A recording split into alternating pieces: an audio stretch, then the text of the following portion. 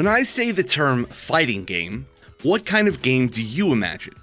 A high-flying game like Super Smash Bros., a 3D fighter like Tekken, or maybe a traditional grounded 2D fighter like Street Fighter? The term fighting game is all-encompassing and describes a wide variety of different playstyles, win conditions, and even visual perspectives. Let's take a look at how diverse the type of games labeled fighting games really are. 2D fighting games are sometimes seen as traditional quote-unquote fighting games, stemming from old-school games like Street Fighter and Mortal Kombat, but in reality, all it means is that there are two fighters seen from the side moving on one single plane of movement. Street Fighter is well known for its set-in-stone rules that have inspired many other fighting games. Two characters fight, they both stand on the ground but can jump, they are always facing each other even when they switch sides mid-fight, and the objective is to lower the opponent's health bar to empty to win. Not all 2D fighters follow all of these rules though. For example, Smash Bros., one of the most popular fighting games of all time. Smash Bros. Is still technically ground-based, but much of the movement happens in the air. And unlike Street Fighter, there are platforms on most stages that players can jump onto. For this reason, the subgenre of games similar to Smash are often called platform fighters. On top of different mobility and the ability to turn around and not face your opponent, even the objective of the game is completely different. Primarily, your goal is not to reduce your opponent's life, but to do damage to them to eventually launch them off of the stage. Some 2D fighters even break more rules than Smash, such as Hopeless Masquerade, one of the Toho games, a series of shoot-'em-ups that sometimes makes its foray into fighting games. In Hopeless Masquerade, you see the fighters from the side in 2D, but there is literally no ground. Each fighter flies and can move up or down in the airspace, while a huge amount of the attacks are ranged spells. Even just among these three games, the objectives, rules, movement, and even the physical space that the fighters occupy are all different. Just calling something a 2D fighter barely scratches the surface of what it could be. The same thing could easily be said for 3D fighters, if not even more so. A large majority of the time when people bring up traditional 3D fighters, they think of Tekken, for very good reason.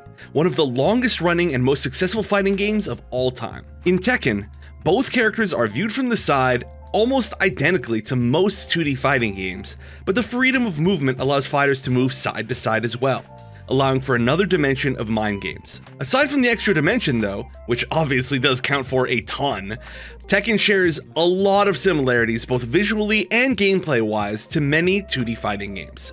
A subgenre that shares even less in common while still being a 3D fighting game are arena fighters. The biggest example of this is the Gundam Versus series. Although we don't see it as often here in the West, it is the most popular arcade game in Japan, with huge tournaments every year and entire floors of arcades dedicated solely to Gundam. In arena fighters like Gundam Versus, you usually have a camera view behind your character's back, similar to third-person action games or MMORPGs.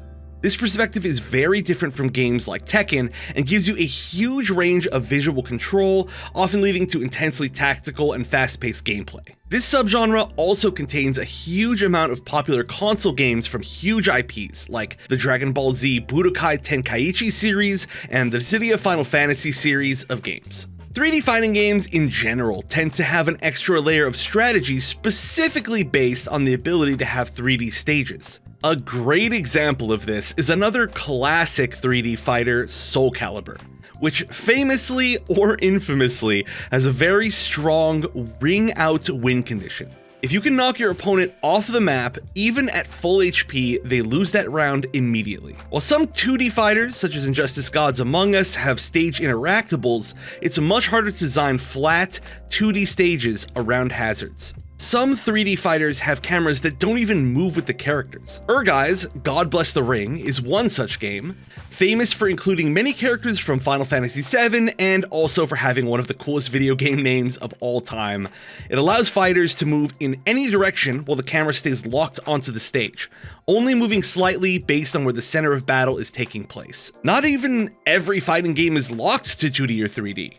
While 1D and 4D fighting games don't quite exist yet, some games follow a mix of both 2D and 3D. Pokken Tournament is a Pokemon fighting game created by a large portion of the team behind Tekken. Because of this and the name similarity, many people seeing the game for the first time refer to it as Pokemon Tekken. but it's actually a game that switches between both a 2D phase called the dual phase and a 3D phase called the field phase, and neither of them have the same perspective as Tekken. In Pokken's 2D mode, it plays very similar to Street Fighter, with both fighters locked onto a 2D plane. Then when enough hits land, the phase shifts to the 3D phase, where the camera moves behind each fighter's back, making it similar to an arena fighter. Sometimes the lines between 2D and 3D are blurred in a more mechanical way, such as Mortal Kombat X, where the perspective and gameplay were entirely 2D, but the character models themselves were 3D, and their attacks were tied to those 3D models, just turned sideways. So they had to hit the opponent's model with their 3D model against their opponent's 3D model. I know that's confusing.